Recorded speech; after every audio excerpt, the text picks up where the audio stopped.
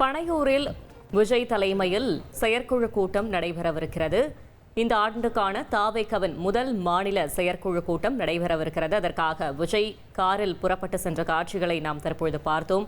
கூட்டணி குறித்த முக்கிய அறிவிப்பை வெளியிடுகிறாரா விஜய் என்ற ஒரு கேள்வியும் எழுந்திருக்கிறது. மாவட்ட செயலாளர்கள் உட்பட 300க்கும் மேற்பட்ட நிர்வாகிகள் பங்கேற்க இருக்கிறார்கள். 15க்கும் மேற்பட்ட தீர்மானங்கள் நிறைவேற்றப்படவிருக்கிறது இந்த செயற்குழுவில். தற்பொழுது கூட்டணி குறித்த முக்கிய அறிவிப்பை வெளியிடுவாரா விஜய் என்ற ஒரு கேள்வி எழுந்திருக்கிறது. மேலும் விவரங்களை செய்தியாளர் மணிகண்டன் வழங்க கேட்கலாம். மணிகண்டன், வணக்கம். மேலும் தகவல்களை சொல்லுங்க.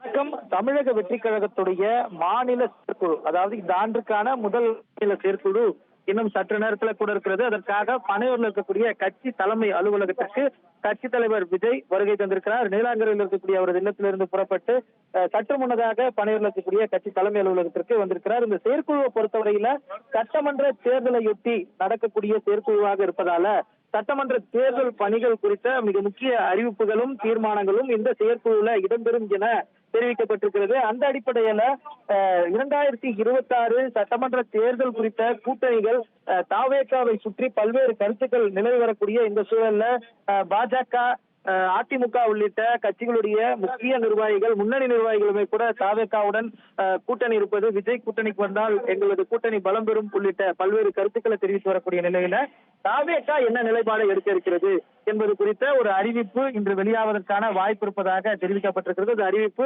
கட்சியுடைய தலைவர் மூலமாகவே இந்த செயற்குழுல பேசப்படுவதற்கான வாய்ப்பு இருப்பதாகவும் தெரிவிக்கப்பட்டிருக்கிறது. இதை தவிர்த்து 15 முக்கிய தீர்மானங்கள், 15க்கும் மேற்பட்ட முக்கிய தீர்மானங்கள் இந்த செயற்குழுல நிறைவேற்றப்பட இருக்கிறது.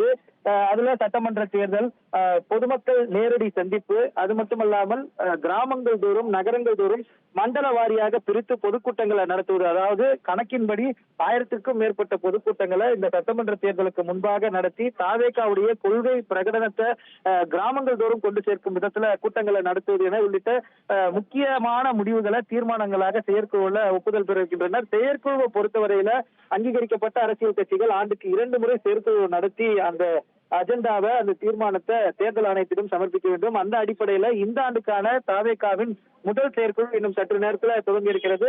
பனையூருடைய கட்சி அலுவலகத்திற்கு கட்சி தலைவர் வருகை தந்திருக்கிறார். இன்னும் சற்று நேரத்தில் கொள்கை தலைவர்களுக்கு இருக்கக்கூடிய சிலைகளுக்கு மரியாதை செலுத்திவிட்டு இந்த செயற்குழு துவங்க இருக்கிறது. செயற்குழு நிர்வாகிகளிடத்துல விஜய் நேரடியாக பேச இருக்கிறார். இதனைத் தொடர்ந்து அடுத்த கட்ட நடவடிக்கைகள் குறித்து, கட்சி மேம்பாடுகள் குறித்து, மக்கள் சந்திப்புகள் குறித்து, கட்சி தலைவருடைய சுற்றுப்பயணம் குறித்தான விவரங்கள் அடுத்தடுத்ததாக விரைவில் வெளிவருவதற்கான வாய்ப்புகள் அதிகமாக இருக்கிறது. தகவல்களுக்கு நன்றி மணிகண்டன். ட்ரெண்ட ஃப்ரெண்ட் ஆக்கிக்கோங்க. தந்தி டிவியின் சப்ஸ்கிரைபர்ஸ் அண்ட் ஃபாலோவர்ஸ் குடும்பத்துல நீங்களும் இணையுங்க.